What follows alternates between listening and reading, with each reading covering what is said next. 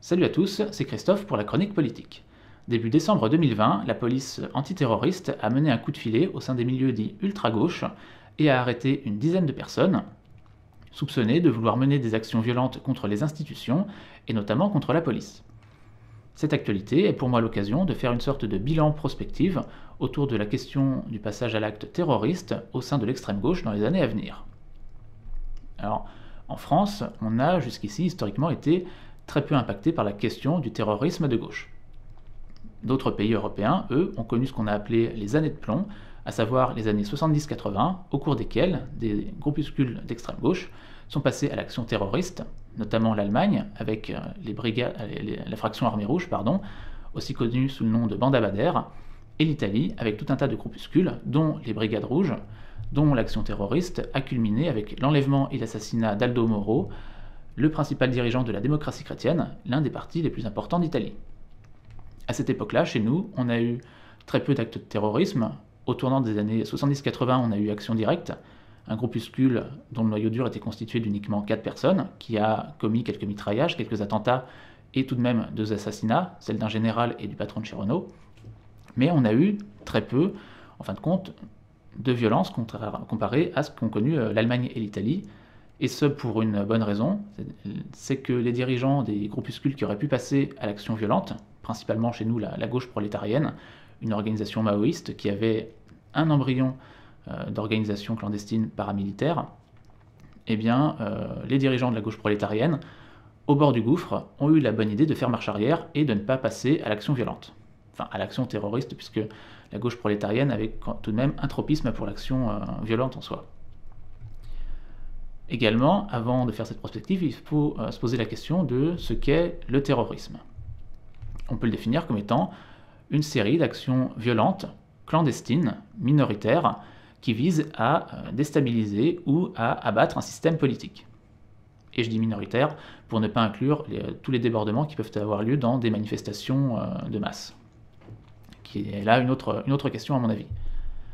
Et si on prend déjà cette définition du terrorisme, eh bien aujourd'hui en France, sur notre sol, nous avons déjà des actions terroristes de la part de l'extrême gauche.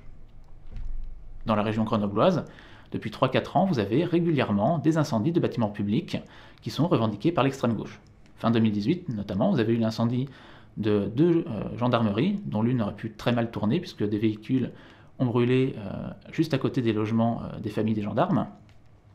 Et fait intéressant également qu'il faut signaler, lors de ce dernier incendie, l'acte a été revendiqué par un groupe radical, manifestement constitué de femmes, qui ont justifié ce passage à l'acte, non pas par un jargon dans leur communiqué, par un jargon anarchisant ou marxisant autour de la question d'abolition de l'État, du capitalisme, etc., mais ont justifié cette action terroriste en termes de théorie du genre.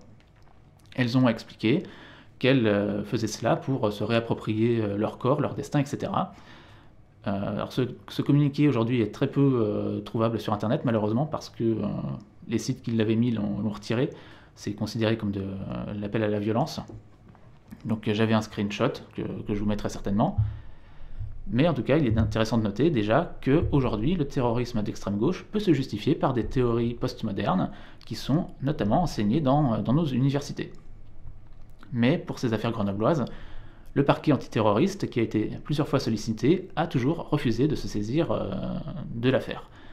Pour une bonne raison, très certainement, c'est que la dernière fois que le parquet antiterroriste s'est saisi de questions liées à l'extrême gauche, c'était en 2008, avec l'affaire dite de Tarnac, quand un petit groupe de personnes de la mouvance anarcho-autonome avait été arrêté avec fracas médiatiquement, affaire qui s'était soldée 10 ans plus tard par un non-lieu général, et donc par une sévère humiliation de l'antiterrorisme.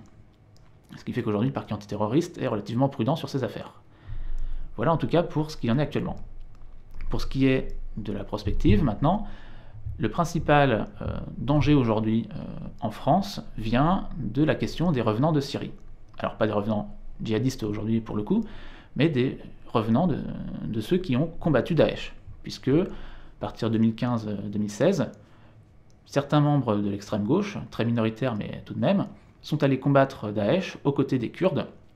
Donc les Kurdes qui sont complètement sous la coupe du PKK, le parti communiste du Kurdistan, un ancien parti stalinien, qui aujourd'hui tend, au moins théoriquement sur le papier, à devenir un parti qui défend le municipalisme libertaire. Et donc, aujourd'hui, le risque vient notamment de ces gens qui ont été entraînés aux armes à la guerre au Kurdistan et qui reviendraient pour combattre non plus l'islamisme, mais le capitalisme en France par les armes. Alors cette menace n'est pas totalement fantasmatique, puisque dans le petit groupe qui a été arrêté en décembre 2020, le leader était fiché S pour avoir passé 10 mois au Kurdistan, et également il y a une brigade francophone au Kurdistan, qui est sous l'égide du PKK, qui a clairement, dans un communiqué vidéo, déclaré la guerre à la France, en disant que la France était l'un de ses ennemis principaux aujourd'hui. Parce que le souci avec tous ces combattants qui sont allés se battre contre Daesh, et dont on a fait un peu l'apologie à un moment, qui étaient les alliés objectifs de l'Occident, on a aussi oublié que ces gens n'allaient pas simplement combattre l'islamisme, mais qu'ils allaient aussi combattre pour une idéologie anticapitaliste.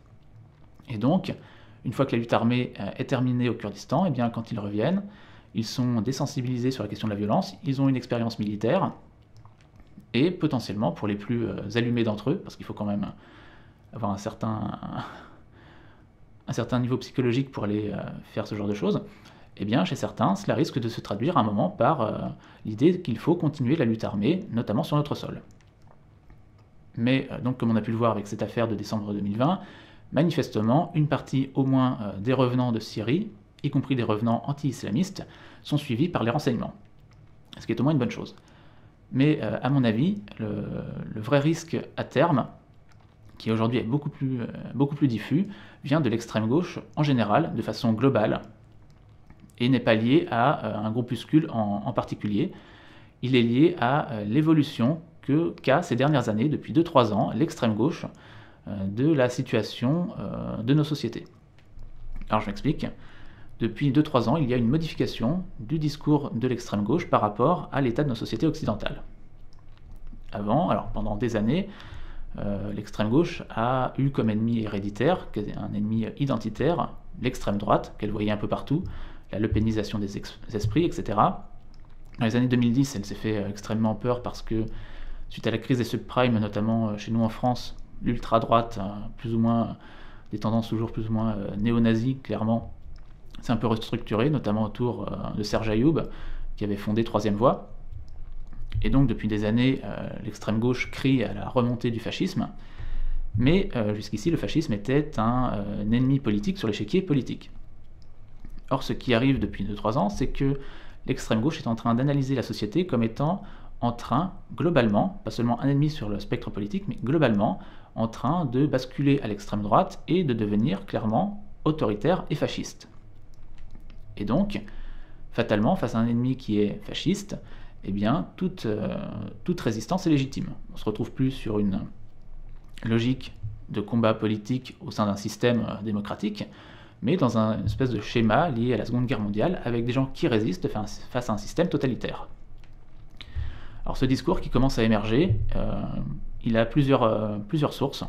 D'abord les théories postmodernes, tout ce qui est lié à la question de l'islamophobie, du racisme systémique, ce genre de choses, qui tendent à dire que le racisme n'est pas un fait individuel qui repose sur des individus, mais sur un système global.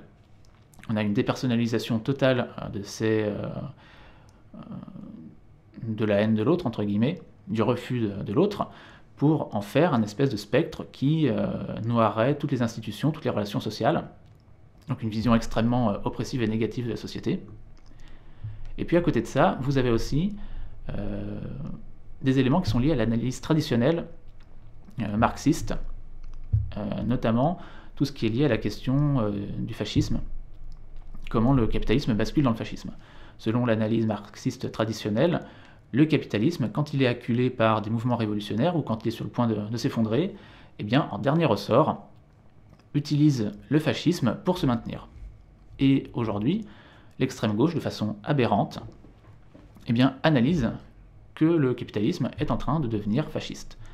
Alors c'est lié à plusieurs choses, notamment à sa propre impuissance à susciter la révolution.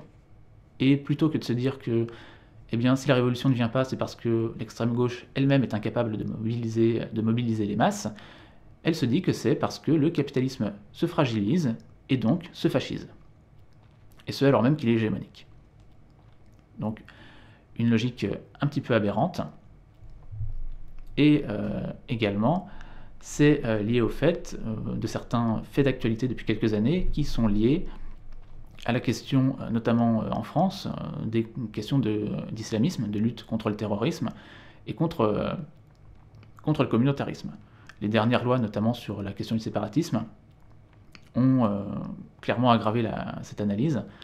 Et on peut aussi ajouter certains faits qui, pour nous, enfin, pour la plupart des gens, paraissent tout à fait normaux, mais qui sont interprétés comme des actes clairement de radicalisation du système par l'extrême gauche. Et récemment, il y a eu la dissolution du CCIF, qui donc est considéré par l'État comme étant une officine islamiste, ça fait des années que pas mal de gens le répètent, et qui est analysé par l'extrême gauche comme la dissolution d'une organisation antiraciste. Donc imaginez l'impact psychologique chez ces gens-là, de voir ce qu'ils considèrent être une organisation antiraciste être dissoute par un système qu'ils estiment être, lui, de plus en plus autoritaire.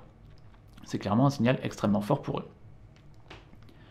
Et donc, tout cela fait que, eh bien, vous avez une convergence d'idées traditionnelles de l'extrême gauche qui vont fusionner avec des idées nouvelles et qui toutes convergent vers un point qui est de dire que aujourd'hui, la domination, l'exploitation, le racisme sont partout, ils sont structurels, et donc, fatalement, à un moment, il y a des gens qui vont se poser la question de la résistance armée, de la violence contre ce système. Potentiel terrorisme, bien sûr, ne touchera pas les générations les plus anciennes, ce ne sont pas les gens qui ont 10, 15, 20 ans de bagages politiques derrière eux qui ont basculé dans l'action violente, mais potentiellement tous ceux qui découvrent aujourd'hui l'extrême gauche et qui vont grandir, maturer politiquement en ayant entendu exclusivement ce discours extrêmement anxiogène et paranoïaque.